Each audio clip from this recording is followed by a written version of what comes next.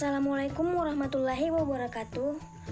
Pada video kali ini, kami dari kelompok 5 akan membahas tentang teori-teori perkembangan manusia serta perannya dalam perkembangan manusia. Terdapat teori perkembangan manusia adalah sebagai berikut. Teori psikoanalisa, learning theories, humanistic theories, cognitive theories, ecological theories, dan yang terakhir adalah ethological theories. Menurut Skinner, belajar adalah proses perubahan tingkah laku yang harus dapat diukur. Bila pembelajar berhasil belajar, maka respon akan bertambah. Tetapi bila tidak belajar, banyaknya respon akan berkurang, sehingga secara formal hasil belajar harus diamati dan diukur. Sedangkan menurut Albert Bandura, seorang psikolog pendidikan dari Stanford University, USA, teori belajar ini dikembangkan untuk menjelaskan bagaimana orang-orang belajar dalam setting yang alami atau lingkungan sebenarnya. Bandura menghipotesiskan bahwa baik tingkah laku, lingkungan, dan kejadian-kejadian internal pada pembelajar yang mempengaruhi persepsi dan aksi adalah merupakan hubungan yang saling berpengaruh. Humanistic theories. Abraham Maslow dikenal sebagai pelopor aliran psikologi humanistik. Maslow percaya bahwa manusia bergerak untuk memahami dan menerima dirinya sebisa mungkin.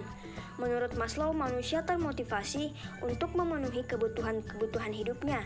Kebutuhan tersebut memiliki tingkatan atau hierarki, mulai dari yang paling rendah, bersifat dasar atau psikologis, sampai yang paling tinggi.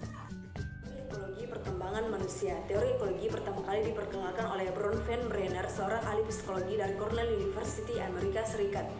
Teori ekologi memandang bahwa perkembangan manusia dipengaruhi oleh konteks lingkungannya. Hubungan timbal balik antara individu dengan lingkungan yang akan membentuk tingkah laku individu tersebut, dan informasi lengkap tempat tinggal anak yang akan menggambarkan, mengorganisasikan, dan mengklarifikasikan efek lingkungan yang bervariasi. Teori kognitif antara Piaget dan Vygotsky. Dalam teori Piaget maupun teori Vygotsky mengemukakan bahwa interaksi sosial memegang peranan penting dalam perkembangan kognitif seseorang. Keberadaan dua teori tersebut dianggap berpengaruh walaupun memiliki perbedaan yang cukup jelas. Yang selanjutnya yaitu teori etologi. Secara etimologi, etologi berarti ilmu yang mempelajari tentang kebiasaan atau karakter. Adapun tokoh-tokoh dalam teori etologi yang pertama yaitu Lorenz.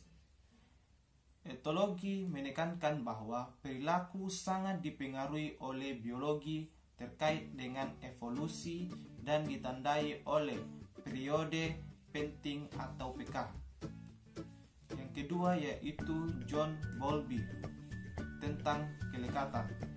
Dalam pandangannya, jika kelekatan itu positif dan aman, seseorang mempunyai dasar untuk berkembang menjadi individu yang kompeten, yang memiliki hubungan sosial yang positif dan menjadi matang secara emosional. Teori psikoanalisa dipelopori oleh Sigmund Freud dan Erik Erikson. Menurut Sigmund Freud, struktur kepribadian manusia itu terdiri dari atas ide, ego, dan superego.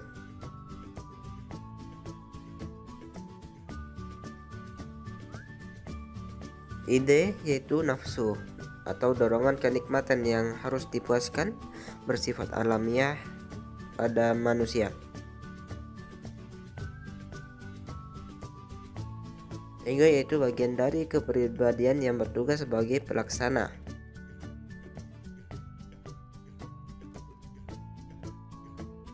Ego yaitu sebagai norma, aturan agama, dan norma sosial yang ada di masyarakat.